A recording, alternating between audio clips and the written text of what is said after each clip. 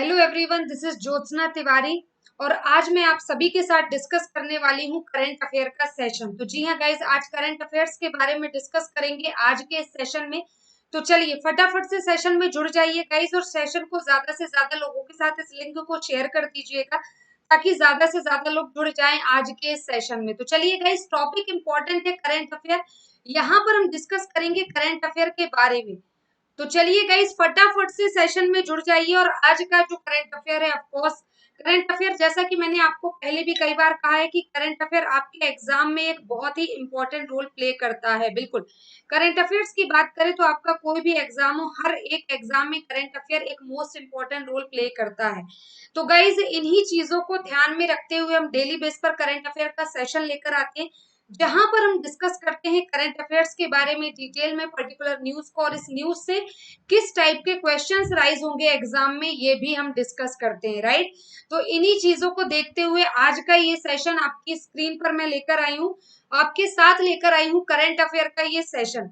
तो गाइज, जैसा कि आप देख सकते हैं करंट अफेयर की बात हो रही है, करंट अफेयर का सेशन है आज का। ओके, और दिस इज ज्योत्सना तिवारी। बिल्कुल, मैं ज्योत्सना तिवारी आपके साथ डिस्कस करूंगी करंट अफेयर्स की कुछ इंपॉर्टेंट न्यूज।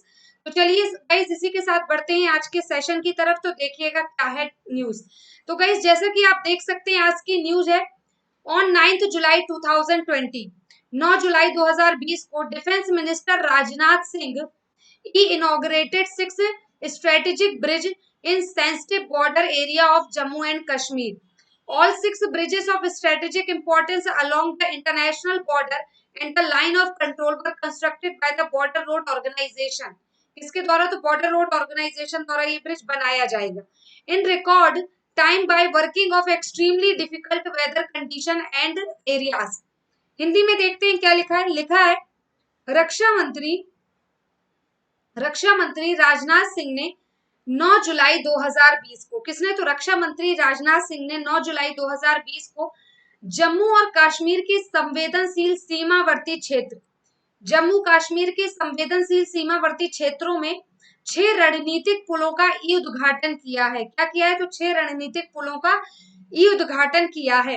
अंतरराष्ट्रीय सीमा और नियंत्रण रेखा के साथ सामरिक महत्व वाले सभी 6 पुलों का निर्माण सीमा सड़क संगठन द्वारा बेहद कठिन मौसम की स्थिति और इलाकों में काम करके रिकॉर्ड समय में किया गया था। ठीक है, अब यहाँ पर देखिए इंपॉर्टेंट न्यूज, आपके एग्जाम पॉइंट ऑफ व्यू से न्यूज कैसे इंपॉर्टेंट है। तो देखिए लिखा क्या है। लिखा है 9 जुलाई को क्वेश्चन आता है एग्जाम में, थोड़ा सा और इसकी डिटेल देखेंगे, उसके बाद हम बढ़ेंगे क्वेश्चन की तरफ। ठीक है,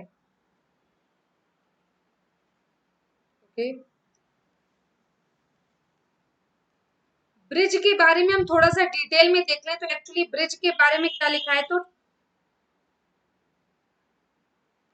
ये ब्रिज बनेंगे कहाँ गाइस? तो ये ब्रिज बनेंगे 2 डिस्ट्रिक्ट में, JNK, जम्मू एंड कश्मीर की 2 डिस्ट्रिक्ट्स हैं जहां पर ये ब्रिज बनेंगे। ठीक है, 6 ब्रिज है टोटल, यहाँ पर मेंशन है ऑलरेडी कि कितने पुल बनाए जा रहे भाई। तो ये देखिए 6 ब्रिजेस हैं और कहाँ बनेंगे? तो जम्मू एंड कश्मीर के 2 डिस्ट्रिक्ट में। उन 2 डिस्ट्रिक्ट का नाम क्या है? तो ये देख लीजिए। ओके, तारना, तारना नाला, तारना नाला और कठुआ डिस्ट्रिक्ट, तारना नाला और कठुआ डिस्ट्रिक्ट, ये जो डिस्ट्रिक्ट है 2 जम्मू एंड कश्मीर के, यहाँ पर ये टोटल 6 ब्रिजेस बनेंगे।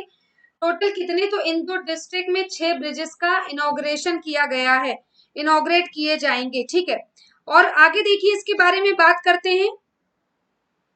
देखिए ये ब्रिज किसके द्वारा कंस्ट्रक्ट किए जाएंगे? तो यहाँ पर लिखा है बॉर्डर रोड ऑर्गेनाइजेशन। कंस्ट्रक्ट किसके द्वारा होंगे? तो देख लीजिए,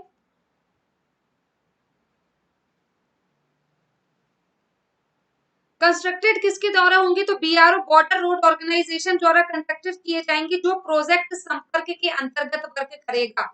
ये अंडर प्रोजेक्ट संपर्क, ठीक है, प्रोजेक्ट संपर्क के अंतर्गत क्या करेगा? ये पूरे ब्रिज का ये जो है ये प्रोजेक्ट संपर्क के अंतर्गत सॉरी वर्क करेगा, जिसमें इन ब्रिजेस के बारे में जानते हैं। तो ये ब्रिजेस जो होंगे ये 30 मीटर लंबे होंगे, सॉरी 30 मीटर ये चौड़े होंगे और 300 मीटर लंबे। मिनिमम रेंज इनकी कितनी होगी, तो मिनिमम रेंज होगी 300 मीटर और मैक्सिमम कितनी रेंज है, तो मैक्सिमम है 300 मीटर। मैक्सिमम कितनी है 300 मीटर। मिनिमम 30 मीटर की रेंज में बनेंगे और मैक्सिमम 300 मीटर की रेंज में इन ब्रिजेस को बनाया जाएगा। भाई सबसे ज्यादा इंपॉर्टेंट क्या है, तो यहाँ पर आप देख सकते हैं फंड। सबसे ज्यादा इंपॉर्टेंट फंड है तो 43 करोड़ रुपए का फंड प्रोवाइड किया जाएगा। इस पर बहुत क्वेश्चन एग्जाम में फंड पर बहुत ज्यादा क्वेश्चन राइज होते हैं गाइस, तो याद रखना कि 43 करोड़ का फंड प्रोवाइड किया जाएगा इस ब्रिज को बनाने में। आगे बढ़ते इसके बारे में और देखते हैं क्या कुछ नया है।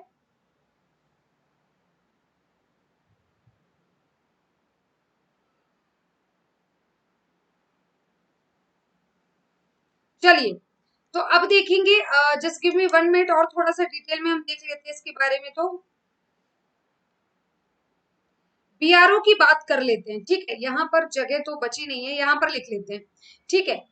बीआरओ की अगर हम बात करें तो ये इस्टेब्लिश कब हुआ था, ये भी इंपॉर्टेंट है आपके एग्जाम पॉइंट ऑफ व्यू से। तो बीआरओ इस्टेब्लिश हुआ था 7 मई 1960।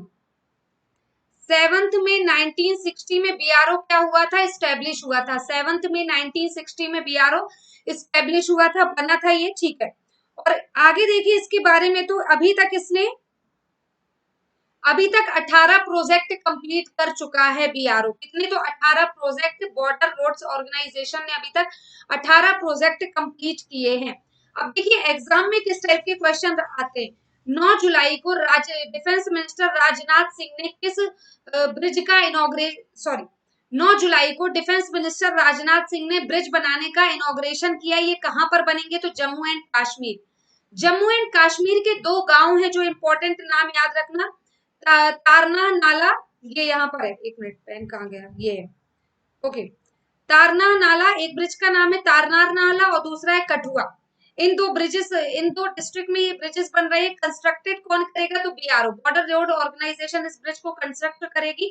टोटल कितने ब्रिज बनेंगे, तो भाई 6 ब्रिज बनेंगे जिनकी मिनिमम लंबाई कितनी होगी 30 मीटर और मैक्सिमम 300 मीटर। किस प्रोजेक्ट के अंतर्गत ये ब्रिज बनाए जा रहे हैं, चलिए किस प्रोजेक्ट के अंतर्गत ये ब्रिज बनाए जा रहे हैं, तो प्रोजेक्ट संपर्क ब्रिज। संपर्क ब्रिज प्रोजेक्ट का नाम है, संपर्क ब्रिज, जिसके अंतर्गत ये ब्रिज बनेंगे। और फंड भाई सबसे ज्यादा इंपॉर्टेंट है, तो याद रखना 43 करोड़। कितना होगा, 43 करोड़ के फंड के साथ ये बन रहा है। आगे बढ़ते हैं, नेक्स्ट है recently Recently, an agreement has been signed between the Council of Scientific and Industrial Research Institute of Genomics and Integrative Biology and IIT Alumni Council on 8 July 2020। तो देखिए क्या लिखा है, लिखा है ऑन 8 सॉरी हाल ही में 8 जुलाई 2019 को, कब, तो 8 जुलाई 2019 को council of scientific and industrial research institute of genomics and CSIR और आईजीबीबी सॉरी आईजीआईबी, सीएसआईआर और आईजीआईबी फुल फॉर्म याद रखना गाइस, यही इंपॉर्टेंट है। देखिए आईजीआईबी का फुल फॉर्म क्या है, आईजीआईबी का फुल फॉर्म है जेनोमिक एंड इंटीग्रेटिव बायोलॉजी। और ठीक है, सीएसआईआर का फुल फॉर्म क्या है, तो council of scientific and industrial research, ठीक है। तो ये दो ब्रिजेस हैं जहां पर क्या हो रहा है, ये दो जगह है जहां पर क्या बन रहे हैं, ब्रिज बन रहे हैं, राइट। इन दो जगहों पर ब्रिज बन रहे हैं। तो सॉरी इन दोनों ने क्या किया है, तो एक अभी अग्रीमेंट किया है। ये पहली न्यूज का याद था अभी तक, ठीक है। ये एक अग्रीमेंट हुआ है सीएसआईआर और आईजीबीबी के बीच। कब हुआ, तो 8 जुलाई 2020 को। अग्रीमेंट कब हुआ, तो 8 जुलाई 2020 को, ठीक है।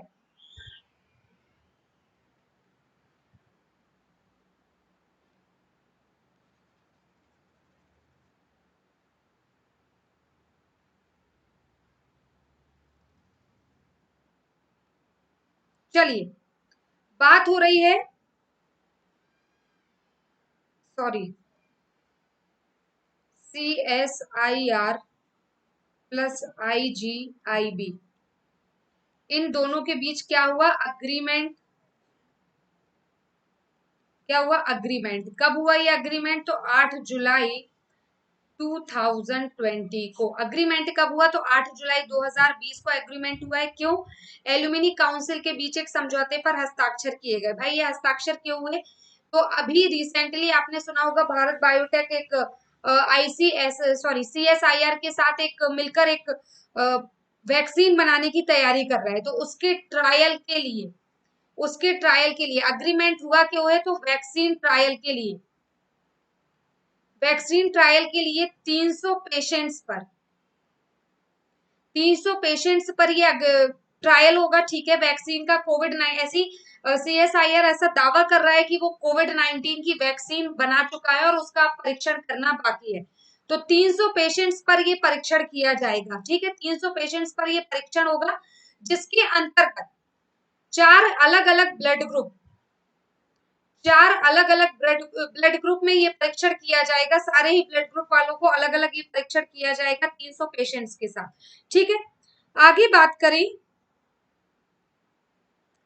मैंने आपको पहले भी बताया था कि अगर सब कुछ अच्छा रहा और ये सक्सेसफुल रहा, अगर ये परीक्षण या ये टेस्ट जो है सक्सेसफुल रहा, तो 15 अगस्त 2020 को मार्केट में लॉन्च हो जाएगा। ये सब कुछ अच्छा रहा तो 15 अगस्त 2020 को मार्केट में लॉन्च हो जाएगी ये कोविड-19 की वैक्सीन। ठीक है, चलिए आगे बात करते हैं इसके बारे में। तो let me check once.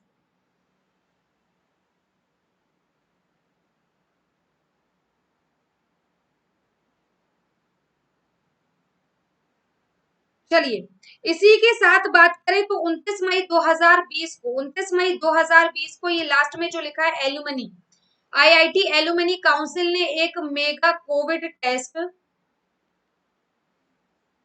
Covid test की क्या बनाई थी? मेगा लैब बनाई थी कोविड टेस्ट के लिए मुंबई में कोविड टेस्ट के लिए एक मेगा लैब बनाई थी इसी ने, CSIR ने। क्लियर है? चलिए आगे बढ़ते हैं। नेक्स्ट है World Zoonosis Day is celebrated every year on 6 July. This day is celebrated with the aim of creating awareness about zoonotic diseases, preventing them and their remedies and how to treat them when exposed. The day is celebrated to honor Louis Pasteur, who successfully administered the first rabies virus vaccine to a rabies disease. क्या लिखा है यहाँ पर? लिखा है, देखिएगा, लिखा है 6 जुलाई को हर साल वर्ल्ड जूनोस डे सेलिब्रेट किया जाता है। 6 जुलाई को हर साल क्या सेलिब्रेट किया जाता है? तो वर्ल्ड जूनोस डे।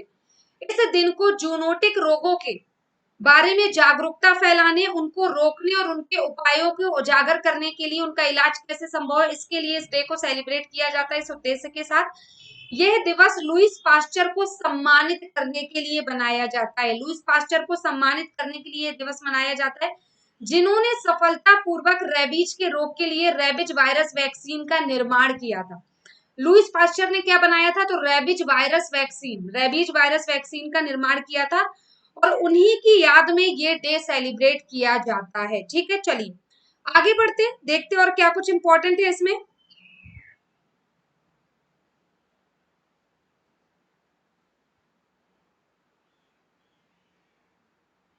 ठीक है, बात करें अगर हम इसकी, ठीक है, तो यहां पर क्या लिखा है? Zoonosis day.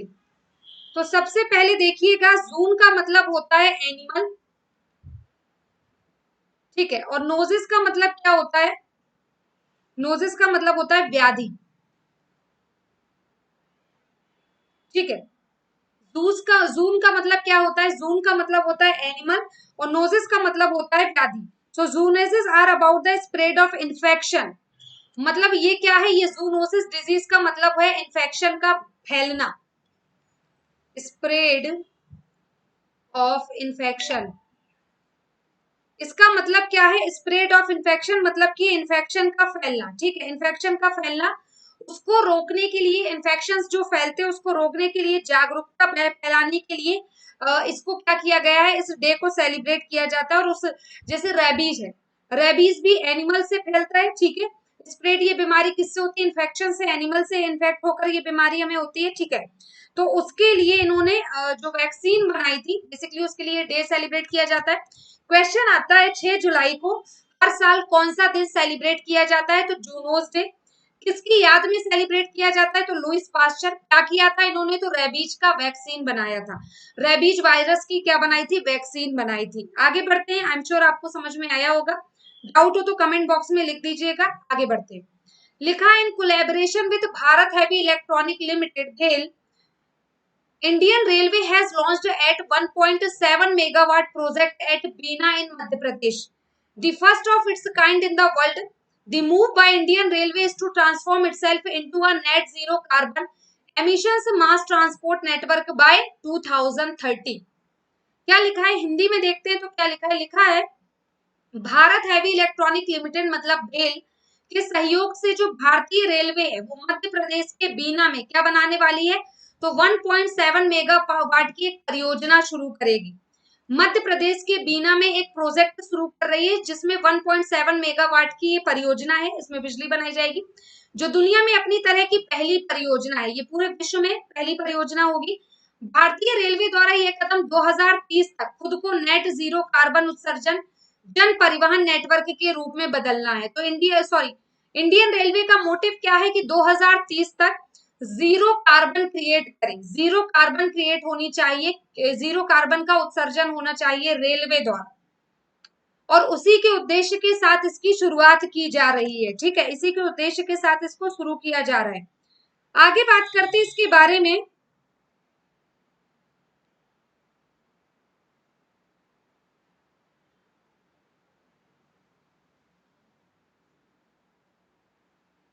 ठीक है। बोला गया है कि ये जो क्या कहा गया है कि ये जो 1.7 मेगावाट 1.7 मेगावाट की ये जो परियोजना प्रोजेक्ट चलेगी उत्सर्जन के लिए, इसमें लगभग 25 लाख, कितनी? 25 लाख, इसमें लगभग 25 लाख कैपेसिटी के पावर प्लांट बनेंगे। 25 लाख कैपेसिटी के क्या बनेंगे? पावर प्लांट, जो कि हर साल क्या करेंगे? बिजली को प्रोड्यूस करेंगे, ठीक है, प्रोड्यूस करेंगे। इसमें 25 लाख कैपेसिटी के मेगा पावर प्लांट बनाए जाएंगे जो कि प्रोड्यूस करेंगे बिजली, ठीक है।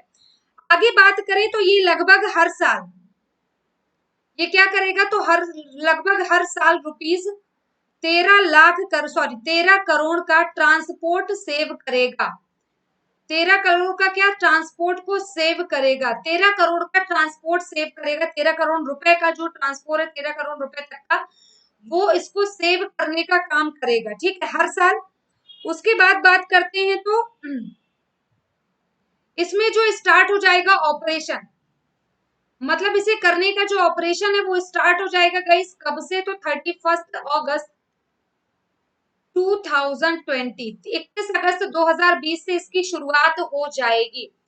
आगे बात करते हैं तो बात हो रही है कि भेल ने, अगर क्वेश्चन आता है भेल ने किसके साथ समझौता करके 1.7 मेगावाट तक की बिजली परियोजना शुरू की है, तो आपका आंसर होगा भेल ने किसके साथ समझौता किया है भाई? तो इंडियन रेलवे।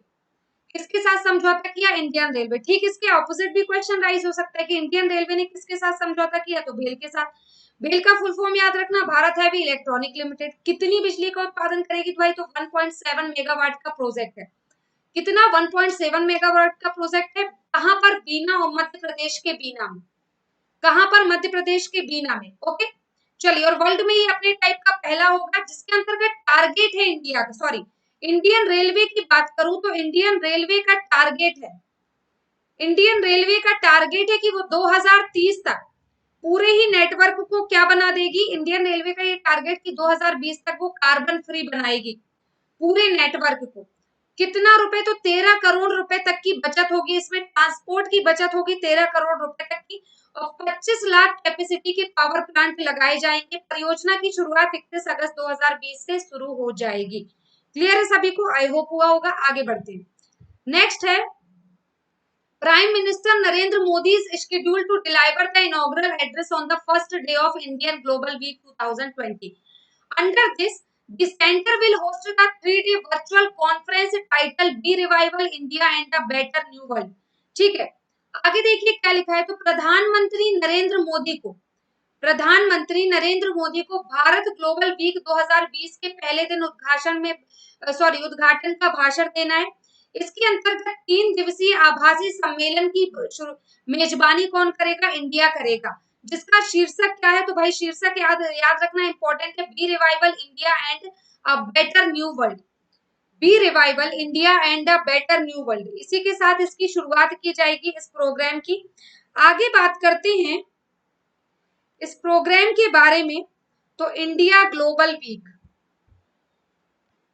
नाम क्या होगा प्रोग्राम का? तो प्रोग्राम का नाम होगा इंडिया ग्लोबल वीक 2020। प्रोग्राम का नाम होगा India Global Week 2020। 5000 global participation में, ठीक है। 30 कंट्रीज को ये एड्रेस करेगा। ये जो ग्लोबल वीक है ये किसे? तो ये 30 कंट्रीज हैं जिनको क्या करेगा? एड्रेस करने का काम करेगा। 30 कंट्रीज को एड्रेस करेगा ये, जिसमें 250 ग्लोबल स्पीकर होंगे। 250, ठीक है, जिसमें 250 ग्लोबल स्पीकर होंगे और सेशन होंगे टोटल 75। तो 75 सेशंस होंगे, ठीक है, 75 सेशंस होंगे और 250 ग्लोबल स्पीकर जो है इसमें क्या करेंगे? पार्टिसिपेट करेंगे। ओके, इवेंट की शुरुआत कौन करेंगे? तो डॉक्टर जयशंकर। ओके, इवेंट को इनॉग्रेट कौन करेगा? तो डॉक्टर जयशंकर, ठीक है। इवेंट को इनॉग्रेट कौन करेगा? तो डॉक्टर जयशंकर, जो कि क्या है? Union minister of external affair है। ये क्या है? यूनियन मिनिस्टर ऑफ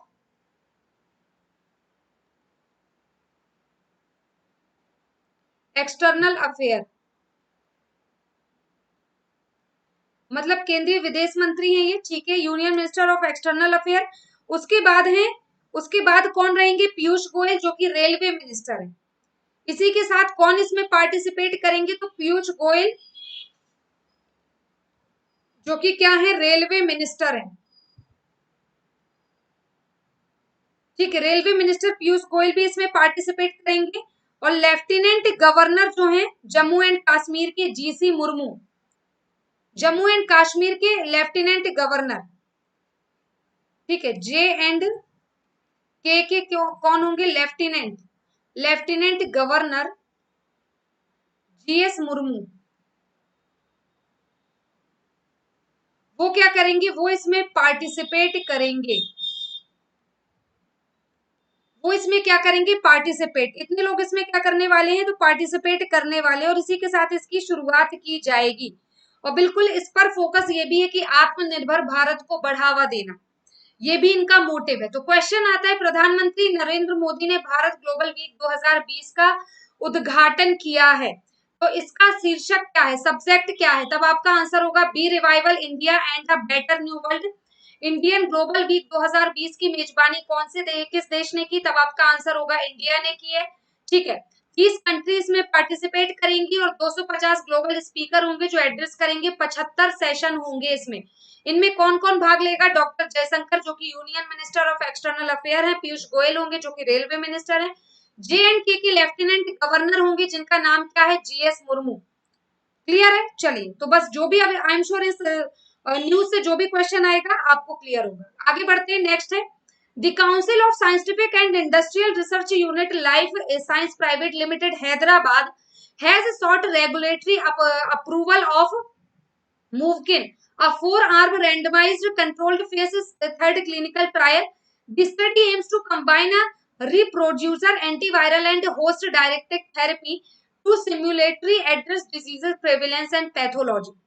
क्या लिखा है? हिंदी में लिखा है, ओके, हिंदी में लिखा है council of scientific and industrial research. Council of scientific and industrial research इकाई life sciences private limited Hyderabad ने मूव कोविन 4 हाथ के यादृच्छिक नियंत्रण 3 का नैदानिक परीक्षण कर लिया है। अध्ययन एक साथ रोग प्रसार और विकृति को संबोधित करने के लिए एंटीवायरल और होस्ट निर्देशित थेरेपी का पुनः निर्माण करेगी। तो यहाँ CSIR के अलावा कुछ याद नहीं रखता है, मुंह कोविन याद रख लेना, ये इंपॉर्टेंट है बस, इससे ज्यादा इसमें इस न्यूज में कुछ इंपॉर्टेंट है भी नहीं। आगे बढ़ते नेक्स्ट है, to commemorate the Sankalp Festival, Union Minister of State Independent Charge for Culture and Tourism, Mr. Prahlad Singh Patel, planted trees at Kila Rai Pithora in Delhi and the National Archives of India. This step is being observed by the Ministry of Culture from 28th June to 12th July 2020.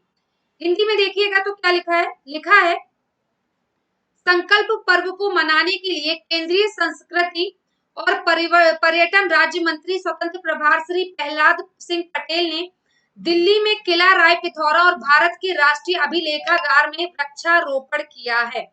ठीक है, यह कदम संस्कृति मंत्रालय ने 28 जून से 12 जुलाई तक 2020 तक संकल्प पर्व को मनाने के लिए उठाया है। मतलब अभी देखिए हाल में क्या सेलिब्रेट किया गया, संकल्प पर्व।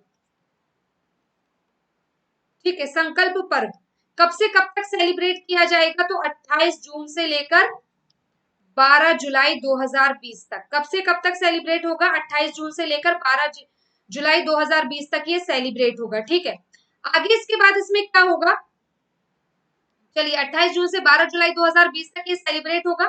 आगे इसको सेलिब्रेट कौन करेगा, तो प्रहलाद पटेल। अब ये प्रहलाद पटेल कौन है, तो देखिएगा ये है union minister of state culture and tourism. ये क्या है, तो union minister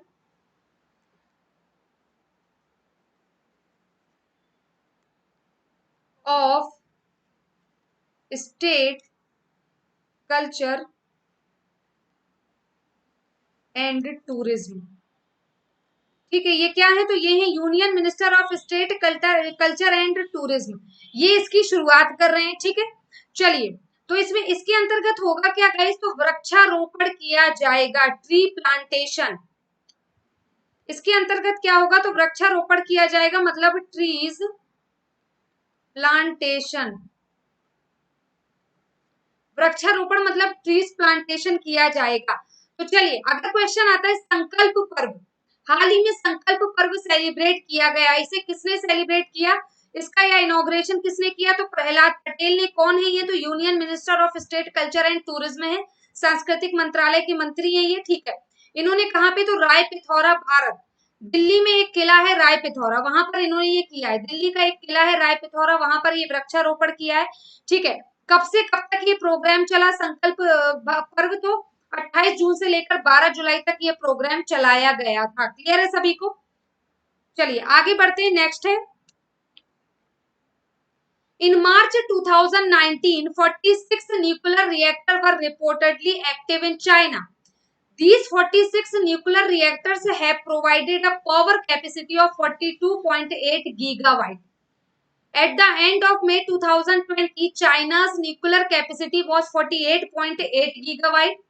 By 2035, the China Nuclear Energy Association aims to achieve the around 200 gigawatt of nuclear power capabilities. Hindi में देखिए तो क्या लिखा है मार्च 2019 में चीन में कथित तौर पर 46 परमाणु रिएक्टर सक्रिय थे। मार्च 2019 में चाइना में कितने, तो 46 परमाणु रिएक्टर सक्रिय थे। इन 46 परमाणु रिएक्टरों ने 22.8 गीगावाट की बिजली क्षमता प्रदान की। क्या की, तो 42.8 गीगावाट की बिजली क्षमता प्रदान की। मई 2020 के अंत में चीन की परमाणु क्षमता कितनी हो गई, तो 48.8 गीगावाट, जो कि 2035 तक चाइना न्यूक्लियर एनर्जी एसोसिएशन ने लगभग 200 गीगावाट परमाणु परियोजना क्षमताओं को प्राप्त करने का लक्ष्य रखा है। इसका लक्ष्य कितना है, तो टारगेट है भाई कि ये जो 48.8 हुई है, इसको 2035 तक कितना रखना है, इसे 2035 तक 200 गीगावाट रखना है। बात कर रहे हैं हम चाइना की। ठीक है, चाइना में क्या हुआ है हाल ही में, तो चाइना ने 46 न्यूक्लियर रिएक्टर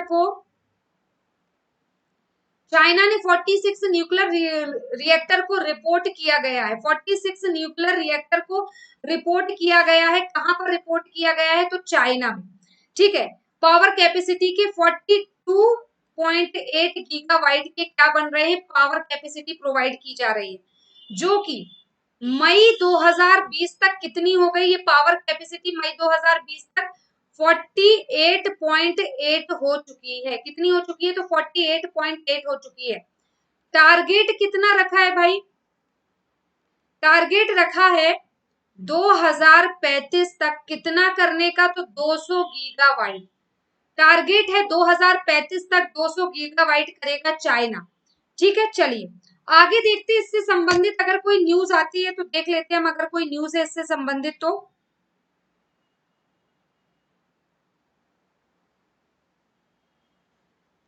चलिए,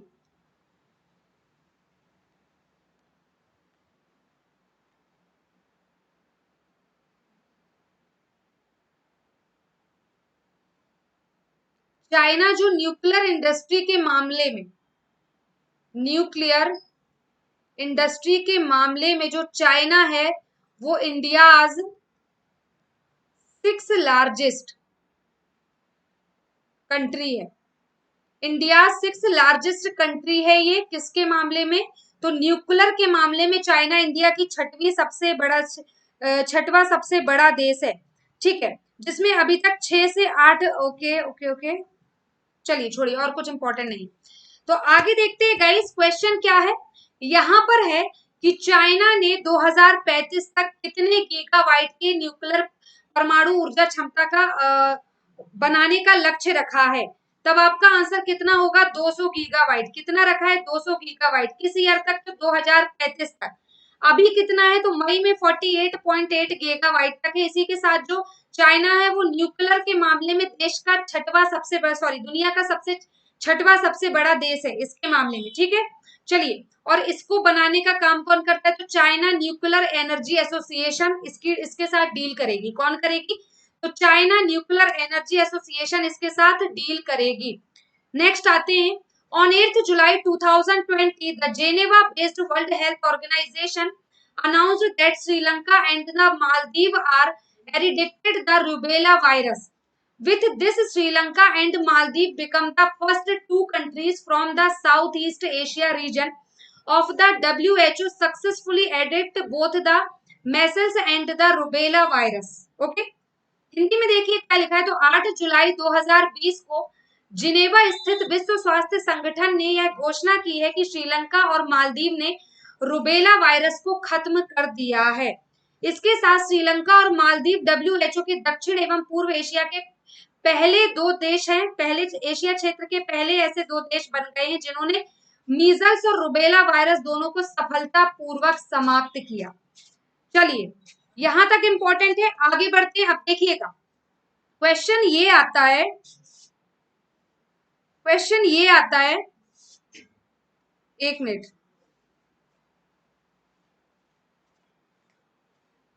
ठीक है।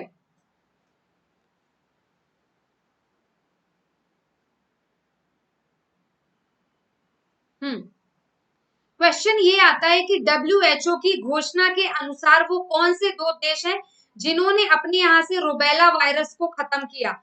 अब आपका आंसर क्या होगा, वो देश दो कौन से, एक है मालदीव और दूसरा है श्रीलंका। पहला है श्रीलंका और दूसरा कौन सा है, मालदीव। ये जो दो देश हैं इन्होंने अपने यहाँ से रुबेला वायरस को पूरी तरह से खत्म किया।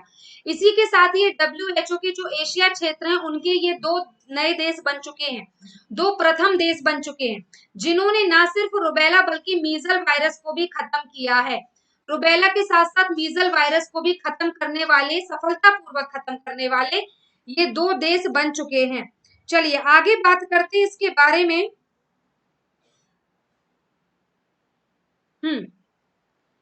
डब्ल्यूएचओ की बात करें तो हेडक्वार्टर कहाँ है, जेनेवा स्विट्जरलैंड। हेडक्वार्टर कहाँ है, जेनेवा स्विट्जरलैंड है। डब्ल्यूएचओ का हेडक्वार्टर कहाँ है, जेनेवा स्विट्जरलैंड। इस्टेब्लिश कब हुआ था,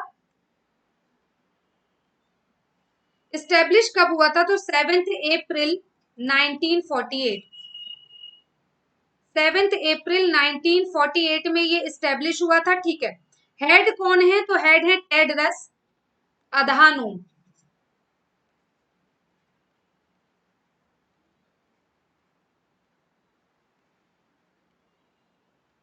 ठीक है। इसके हेड कौन है भाई? तो इसके हेड है टेड्रस अधानोम, इसके हेड है। ठीक है, चलिए और क्या कुछ इंपॉर्टेंट है इसमें? नहीं, और कुछ भी इंपॉर्टेंट नहीं है। हाँ, तो ये पेरेंट ऑर्गेनाइजेशन क्या है, ये भी याद रख लेना। तो इसका पेरेंट ऑर्गेनाइजेशन है यूएनओ। पेरेंट ऑर्गेनाइजेशन क्या है? तो UNO, United Nation organisation, sorry United Nation economic, sorry UNESCO है, United Nation economic and social issue, social council, sorry social council, UNESCO इसका क्या है? Parent organisation. चलिए अब देखते हैं कि आपके एग्जाम पॉइंट ऑफ व्यू से क्या इंपॉर्टेंट है। पहला क्वेश्चन आएगा कि 8 जुलाई 2020 को WHO के अनुसार वो 2 देश कौन से हैं जो कि रुबेला वायरस से लड़ने में कामयाब रहे? और तो वो होंगे श्रीलंका, मालदीव। ठीक है, मालदीव की कैपिटल क्या है? माले, और श्रीलंका की क्या है? जयवर्धने। ठीक है, चलिए आगे देखते हैं इसके बारे में। WHO का हेडक्वार्टर इंपॉर्टेंट है गाइस, तो ये याद रखना, हेडक्वार्टर है जेनेवा, स्विट्जरलैंड। WHO स्टैब्लिश हुआ था 7 अप्रैल 1948 को। हेड है इसके टेड्रस अधानोम। पेरेंट ऑर्गेनाइजेशन क्या है? UNESCO. So United Nation economic and social council, ये होगा यूनेस्को का फुल फॉर्म। तो आई होप गाइज आज का सेशन आपको समझ में आया होगा। अच्छा लगा है तो प्लीज लाइक करिए। ओके, और साथ ही इस सेशन को अपने दोस्त, कलीग, रिलेटिव जो कोई भी है सभी के साथ शेयर कर दीजिए। अगर आप अपने दोस्तों के साथ ग्रुप में प्रिपरेशन करते हैं, आपका कोई ग्रुप है, तो वहां पर जितना ज्यादा हो सके भाई शेयर कर दो इसको। ठीक है, तो कल फिर मिलेंगे गाइज हम इसी टाइम पर एक नए टॉपिक और नए सेशन के साथ, जहां करंट अफेयर की कुछ और इंपॉर्टेंट न्यूज होंगी और हम डिस्कस करेंगे उसे आपके साथ। So thank you very much for cooperate with me, मेरे साथ जुड़े रहने के लिए thank you so much guys. मिलते हैं हम कल फिर। साथ ही मुझे सब चैनल को सब्सक्राइब करना मत भूलना, और साथ ही मेरे वीडियो को लाइक करना ना भूलें और शेयर भी करते जाएं। Thank you so much.